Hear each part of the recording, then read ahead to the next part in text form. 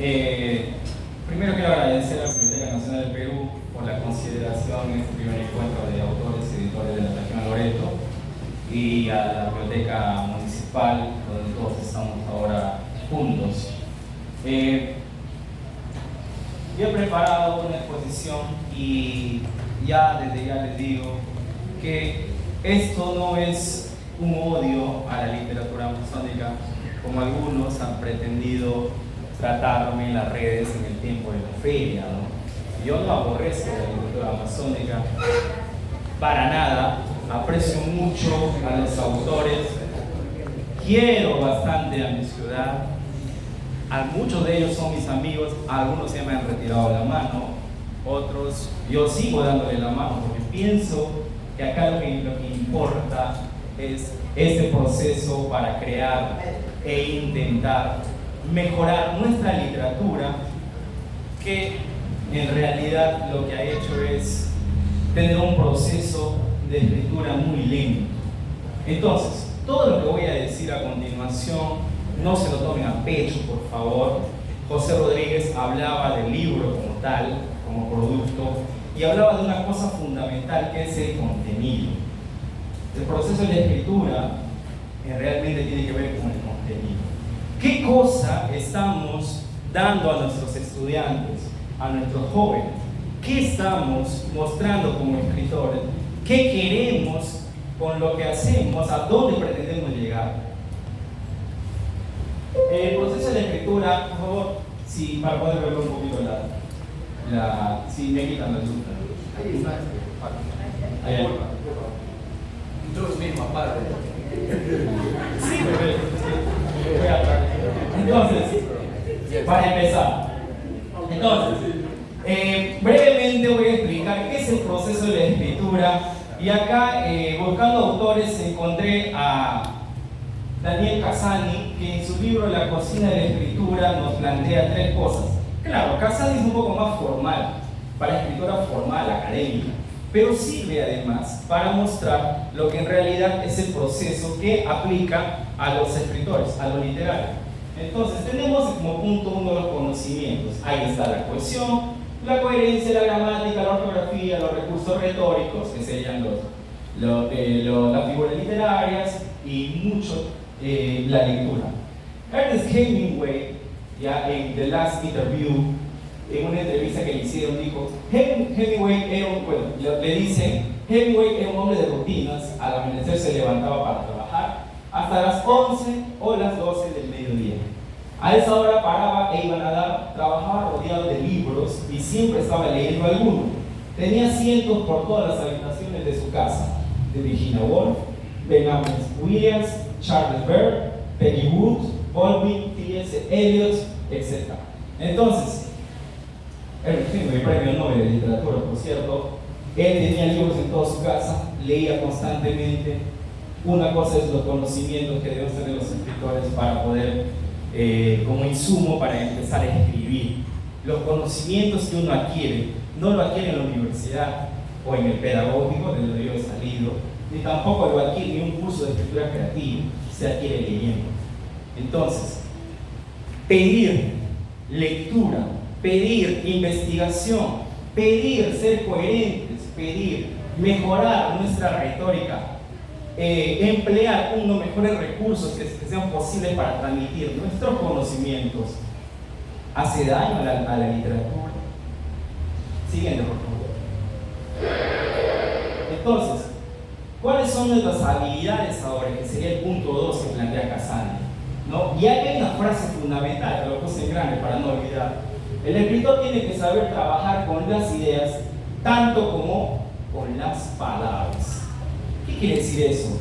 Siempre escucho a lo largo de muchos años, ya desde que soy chibolo, que me empecé a leer libros amazónicos, siempre escucho a los escritores decir, yo transcribo todo lo que se me viene a la cabeza, pongo el papel y pum, se acabó, no hay nada que hacer, yo soy punto, a mí nadie me dice nada, más, menos, soy acá. Y el que viene y me enfrenta, pues, que se tengan las consecuencias. Pero está la cuestión, ¿qué cosas están planteando aquí? Tenemos ideas, el borrador y necesariamente 1000 veces hasta donde sea posible la corrección, la corrección, la corrección, la corrección. Centrarse en que es importante corregir un texto hasta el hartazgo, hasta el cansancio. Esa es una de las cuestiones que generalmente en la Amazonía no se ha hecho con el debido cuidado. Y decir eso no es que uno tenga un ego horrible o se cree la gran cosa, para nada, es lo de menos. Además, hablando de esto, ¿no? de trabajo de escritura, alguien decía, oye, ¿qué se cree este patán? Porque que ha ganado premios, que ha ganado, oye, los premios no lo hacen a nadie. Claro, económicamente sí, todos quieren el dinero, por supuesto, todos desean ganar plata con la escritura, cuando necesariamente la escritura tiene un camino propio. Pero ahí viene el detalle, ¿no? Oye, pero yo quiero ganar dinero, pero ¿qué estoy mostrando para ganar dinero? ¿No? Este es un patán, este es un creído, este es un bacán. ¿Qué se cree? ¿Qué ha ganado? Oye, no he ganado nada. ¿Y cuál es el problema? Entonces, Kazani, que es una persona que se ha dedicado mucho a mostrar estas eficiencias y deficiencias, nos ayuda y nos enrostra una cosa fundamental. No siempre hay que trabajar con lo que ya tenemos como matriz, sino que hay que centrarse en las oraciones, en ir a detallar las palabras, a luchar con las palabras, a pelear, a desmontar, a cortar, si es posible. Y si nos deben ayudar, pues hay que aprender a escuchar. Siguiente. 3. Las actitudes, la vocación. ¿Por qué escribo? ¿Para qué escribo? ¿Dónde escribo? ¿Y cuándo escribo? Mario Vargas Llosa, en Cartas a un joven novelista, dice: la vocación literaria no es un pasatiempo, un deporte, un juego refinado que se practica en los ratos de ocio. Es una dedicación exclusiva y excluyente, una prioridad a la que nada puede anteponerse, libremente elegida que hace de sus víctimas, de sus dichosas víctimas. Flaubert decía: escribir es una manera de vivir. En otras palabras, quien ha hecho suya esta hermosa y absorbente vocación no escribe para vivir, vive para escribir.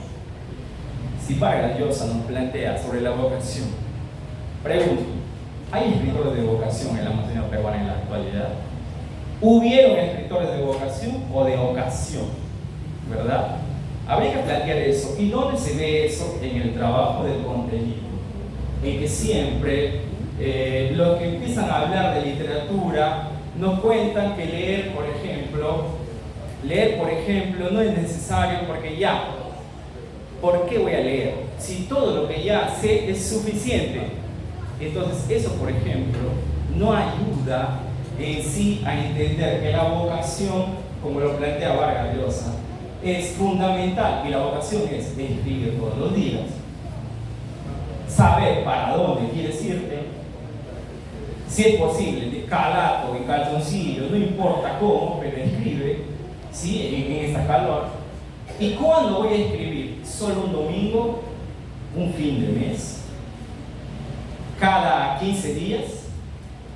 No, señor. La escritura y la lectura en la vocación de un escritor que lo hace vive para escribir, es todos los días, tenga trabajo o no lo tenga, porque ahí encuentra la esencia que él pretende y además se ubica en un espacio de donde empiezan a nacer sus propias ideas. Eso. Entonces, tenemos 3 puntos. Siguiente, por favor. El tiempo es muy corto, tendré que ahondar mucho más. Además, a propósito de la vocación, en The Last Interview, Ernest Hemingway dijo: cuando estoy trabajando en un libro o una historia, empiezo a escribir cada mañana tan pronto sale el sol. Nadie me distrae a esa hora. Hace fresco o frío y te vas concentrando y entrando en calor conforme escribes. Lee lo que has escrito y paras cuando sabes que va a ocurrir después. Escribes hasta que llegas a un lugar donde todavía estás inspirado. Ahí paras hasta el día siguiente. Empezaste a las 6 de la mañana, digamos, y puede llegar hasta las 12 del mediodía. Cuando acabas estás tan vacío y a la vez tan lleno, como cuando haces el amor con alguien o a quien amas. Nada puede hacerte daño, nada puede pasar, nada importa hasta el día siguiente cuando vuelves a escribir. La vocación no es entonces algo que debería hacerse una vez a las 500 o cada vez que la iluminación o el Espíritu Santo me da una idea, sino que es un trabajo constante, es un trabajo diario de lectura y escritura. Y eso de decir, me parece que no es de maltratar a las personas, ¿verdad? Entonces, a partir de aquí, lo que viene, por favor, no se lo tomen a pecho. Algunos de los ejemplos que voy a mostrar están aquí presentes. Y desde ya les pido, por favor, paciencia. Entonces, empezamos. Siguiente. El proceso de la escritura en la Amazonía, netamente, ¿ya? Después de lo que dijo Casani, que debemos tener en cuenta, estos son defectos, observaciones mayormente a tener en cuenta, me parece, desde mi punto de vista. El proceso ha sido un proceso muy lento. Desde hace más de 100 años que empezó a aparecer la primera publicación en la Amazonía, con libros ya que son canónicos, que son parte de nuestra lectura y de nuestra Amazonía, como Sangama o Sachachoro, que ya posee el anterior exposición lo dijo.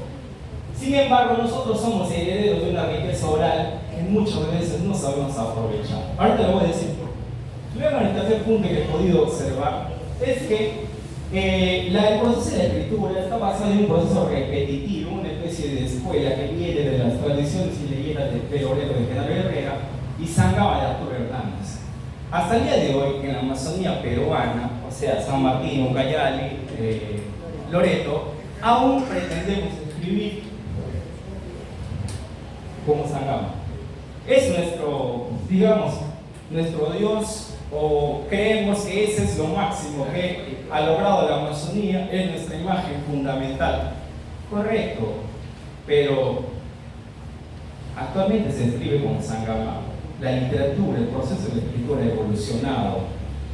Y cuando tú vas a la lectura, te das cuenta que todo el proceso en la literatura peruana, universal, latinoamericana, ha dado un vuelco total. No, pero ese sería otro tema. Luego, estamos todavía en este punto folclórico y costumbrista. Queremos mostrar las costumbres que ya se han escrito antes, queremos mostrar nuestras tradiciones, nuestras leyendas, mitos, etcétera, etcétera, etcétera, siempre con la misma forma, sin nada de novedad. Siguiente. Entonces, el castellano amazónico es rico, es a veces muy divertido, es jocoso de encontrar, decir. El problema es cuando no sabes usarlo, cuando lo dices y resulta tedioso, aburrido, forzado.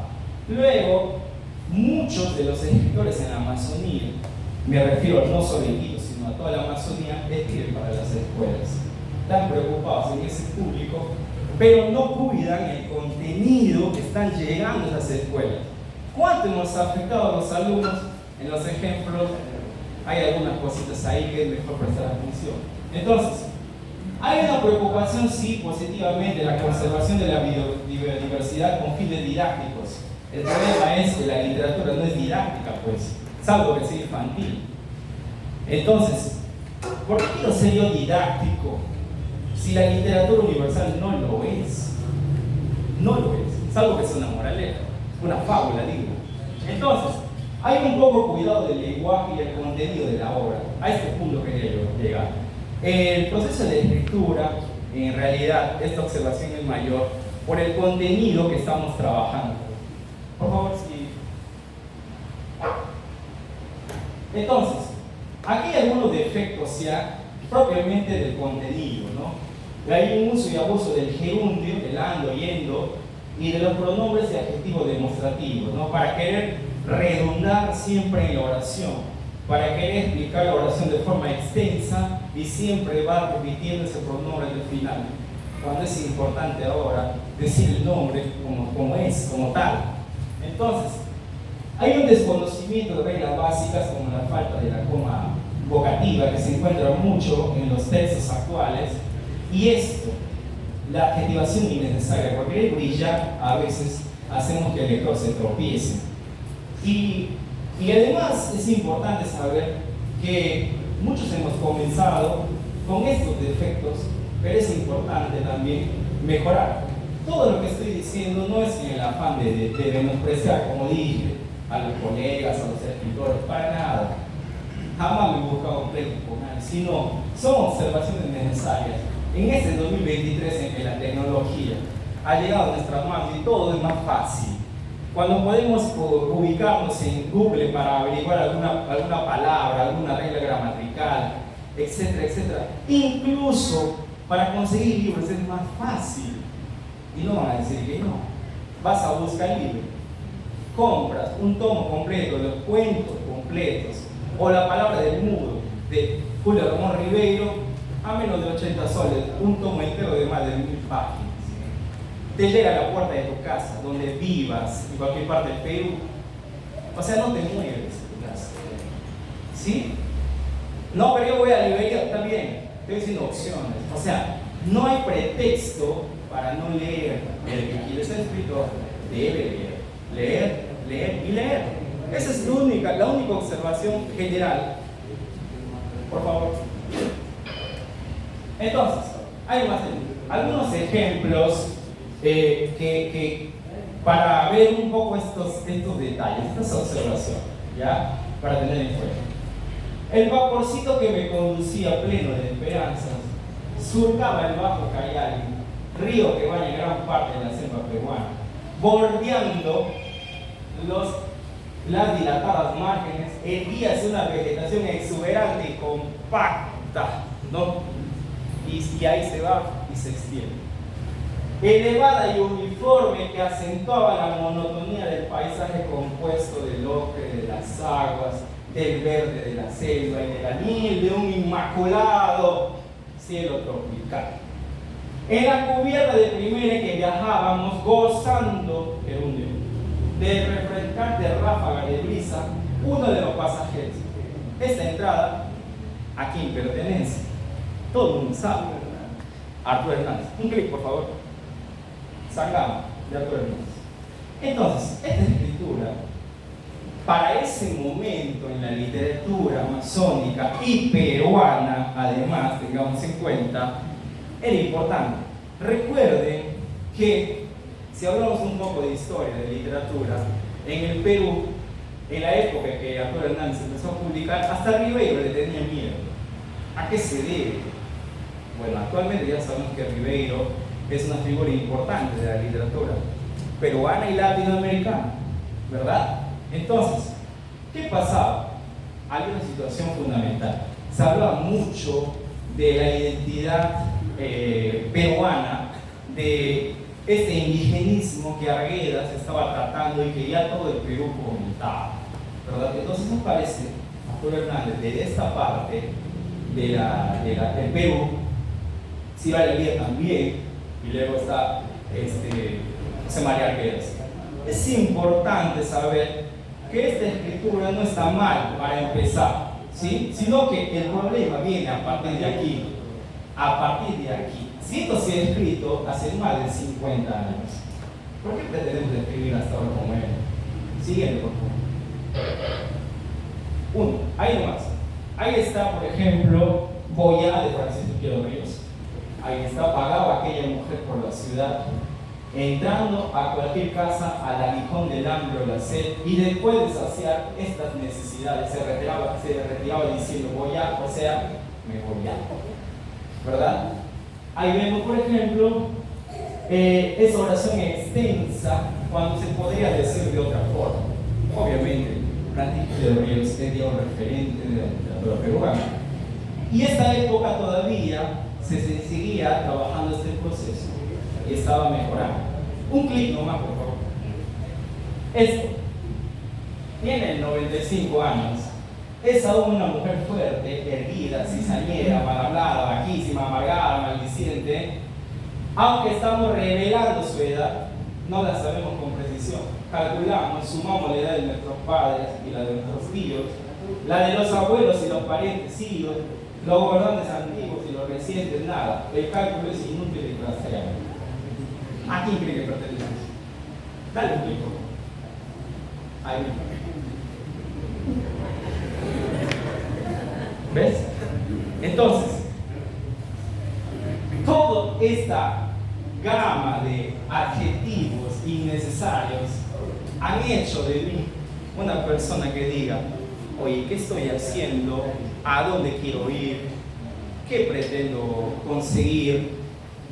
¿Por qué estoy adjetivando innecesariamente? Esto pertenece a Relatos Extraviados, justo el primer libro de cuentos o relatos que había publicado. Por supuesto, me arrepiento de eso, porque me di cuenta que hay muchas formas de decir que podrían embellecer al lenguaje y que no nos atrevemos a explorar. A partir de mi autocrítica de este texto y otro más, un clic por favor. Uno más. Hay, por ejemplo, el siguiente libro que publiqué, Cuentos Escabrosos, dice lo siguiente: todos aplaudieron el gentío, no sé qué me pasó, estaba loco, perturbado, se preparaba para conglomerar, sigo haciendo que el lector se tropiece, se aburra. En el patio vacío, pretendían abatir la puerta testaruda. Oye, la puerta es testaruda, ¿verdad? O sea, 2 camionetas policiales llegaron a calmarlos. 6 policías bajaron precipitados de la camioneta y corrieron al patio. Uno de ellos habló con Bárbara, el resto intentó apaciguar al pueblo con la erudición. ¿Cuántas veces hubiese sido al diccionario con este pequeño texto? Muchas veces. Y es más, por eso abandonas los textos. Porque el texto no necesita de tanto chamullo y palabreo para decir algo tan sencillo como: todos aplaudieron, la gente se preparaba para amontonarse en el patio, suficiente. Pretendieron abatir la puerta o tumbar la puerta, ya pues, fin, se acabó. ¿Para qué más drama? Más sencillo, más práctico, más directo, más formal incluso. ¿Qué hice? ¿Qué hice entonces? Voy a volver a reconstruir todo lo que he hecho al principio para mostrar que en realidad hay un estilo, hay una voz que yo pretendo mejorar. Cuentos Escabrosos se volvió a publicar, todo reestructurado, con un lenguaje diferente, mucho más audaz, preocupado más en el trabajo del lenguaje, en el contenido, en el trabajo de la palabra, porque es importante y necesario. Siguiente, por favor, solo un clic. Desde la autocrítica es importante reflexionar. No pretendo aquí mostrar que esto es un odio, ya les dije al principio. Desde la próxima mostré mis textos, que ya son viejos, son pasados. Me preguntarán, ¿te va a perseguir? Por supuesto que me va a perseguir, pero para eso he publicado, he dejado de escribir 3 años desde 2018 para poder reforzar mi lectura, agarrar clásicos que era importante, literatura contemporánea como Roberto Bolaño, que muchos no quieren abrir, o la misma La tentación del fracaso de Julio Ramón Ribeiro, que es importante revisar, incluso de Osvaldo Reynoso, Miguel Gutiérrez, Faulkner, Joyce, Hemingway. Por favor, hay tanta literatura que puede estar a nuestra mano con un solo clic, pero no nos atrevemos, pues tenemos miedo. Al bodoque tenemos miedo, porque es muy grande, es grueso, me duele. No es así, ¿verdad? El bosque de gigantes con la cabellera en el agua se fue haciendo menos denso, navegando en silencio entre árboles de apariencia más joven. Vimos con el canal del desagüe del lago Coa, de aguas hermosas y que al mezclarse con con el agua negra quemada por el sol del Renacal, sigue la coma, semejaba la sangre de algunas especies de agua. Entonces, y termina: para embadurnarse el río sagrado con río. Premio Casa de Literatura Peruana. Ahora dirán, tú eres de Ronrín, por favor. Cada vez que yo lo veo, yo lo abrazo. Yo lo tengo mucho respeto, le visito en Lima cuando voy, converso mucho con él. Incluso él tuvo la modestia de hacer un comentario a Relatos Extraviados No merece ese tipo de comentarios el libro, pero él lo hizo, porque es muy buena gente, porque es muy querendón, y porque yo sé que él también se da cuenta de estos detalles y que con el tiempo ha ido mejorando, ¿verdad? Recuerden que este es un libro que no sagrado de los 90. ¿Ya? ¿Qué pasa acá? La extensión de la frase, el abuso del gerundio, la adjetivación, quiere decir mucho cuando todo se puede reflejar en pocas y cortas palabras, hace que el texto sea muy denso, muy pesado, ¿verdad? Un atleta, para que se prepare por una carrera, demora mucho tiempo. No es que él empiece a correr desde ya. Usain Bolt, así creo que se llama, espero no equivocarme, dijo que 4 años practicó para que corra 10 segundos. 4 años para 10 segundos. Entonces, ¿qué quiere decir con eso? Nosotros, cuando empezamos a escribir, no todo lo que se escribe se puede publicar, ¿verdad? Simplemente que hay mucho que pulir, que mejorar, que corregir. Y eso a veces, cuando se dice con cariño a las personas, les afecta. Es como si le dieras un golpe en la cabeza y le quisieran devolver con un balazo en la frente, ¿no? Nadie está tratando de menospreciar aquí nuestra literatura amazónica, que va en un proceso muy lento, vuelvo a decir. Siguiente, por favor. ¿Me queda tiempo aún?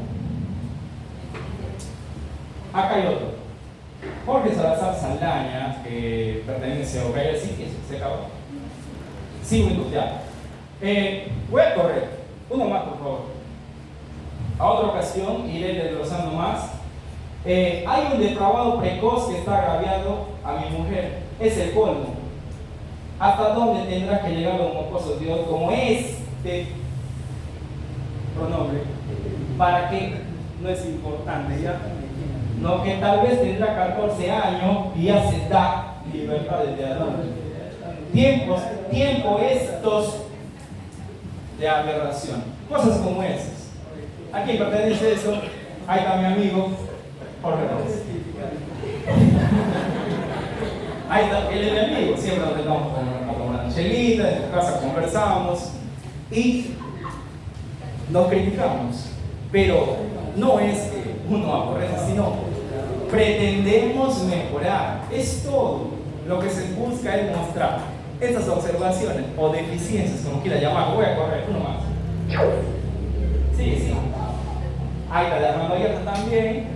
No, aquí yo aprecio, siempre el primero que publicó un libro de poesía, aquí yo trato de evadir cada vez que le veo el libro. No es culpa de él, es culpa de mí, porque yo mostré algo que yo creía que estaba bien, pero en realidad me faltaba trabajar mucho más. Entonces estoy seguro que ningún verso es bueno en ese libro.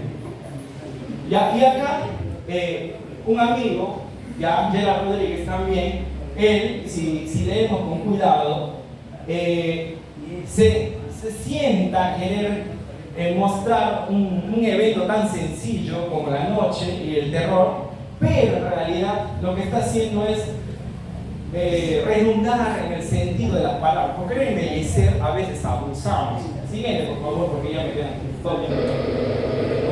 Juan Ricardo de Nanqués de Ucayali, también en su nuevo libro La Isla de los Expatriados, 2023, igualito, él quiere ahondar en detalles, quiere ser bello, pero resulta cansado. Un filita, no fue, sin embargo, al empezar mi adolescencia, cuando yo mismo, con un espejo maledicente, tragando mi propio designio de niñez, ¡pau! ¿No?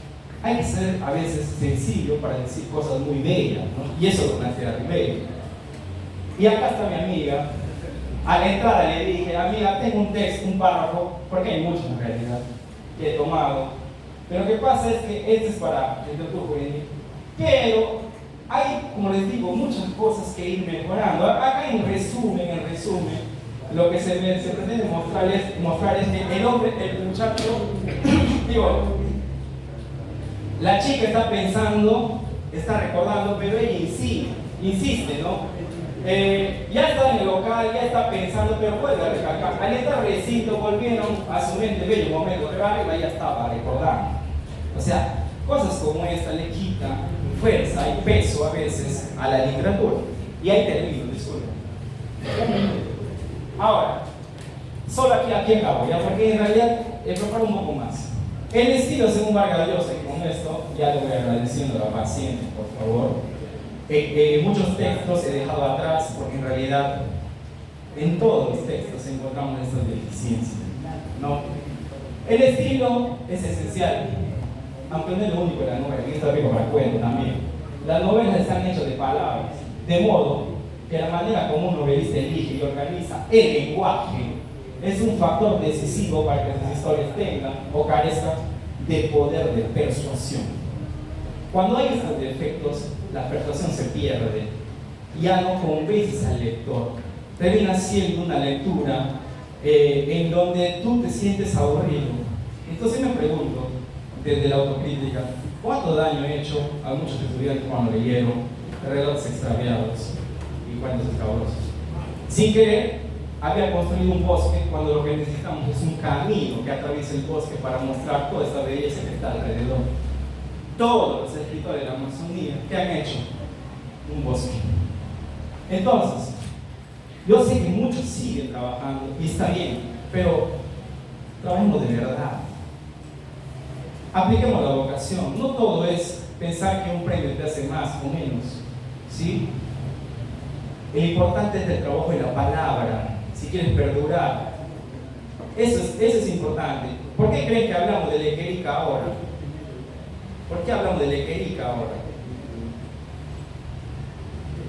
Piensen, esa es una tarea que les dejo. Entonces,